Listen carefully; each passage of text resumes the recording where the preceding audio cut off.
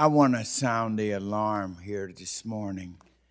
And I want you to listen to me, and I want the nation to, because I'm the chairman of our House Agriculture Committee. And I'm very worried about this turmoil over in Ukraine and Russia's violent, illegal, and criminal action that they're taking, and the impact that this has on global trade, and most importantly, our own food security. We could very well be on the verge of a hunger crisis all over this world. I want to share with you some research and the nation so we can understand what this Ukraine-Russia situation is causing. Today, Russia alone is producing more than 2/3 of the 20 million metric tons of fertilizer used to grow corn and wheat around the world. One country producing 66% of the fertilizer that is needed. And when you combine Ukraine and Russia, also, these are the two largest exporters of wheat, corn, and barley, producing a quarter of the world's wheat in these two countries, making this impact a crisis of soaring magnitude when you have this much, and these two countries are warring each other.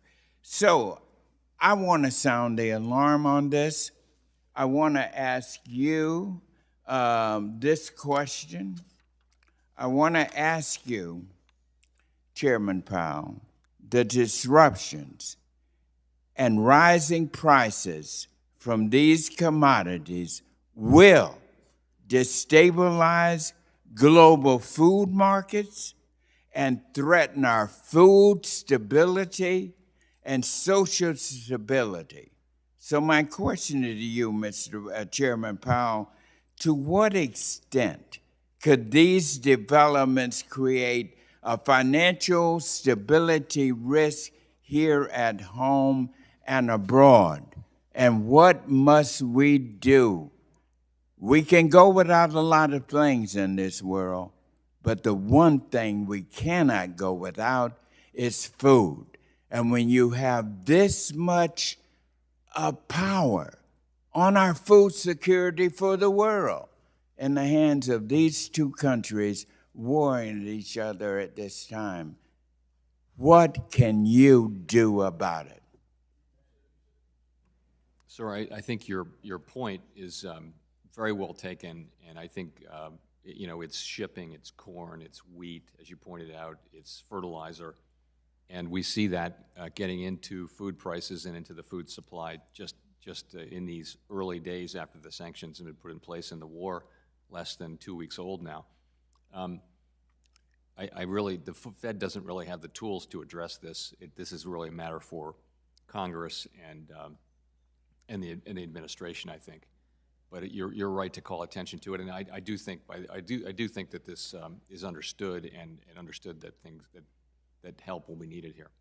Well, I just want to say that we cannot allow the world to get into this desperate situation.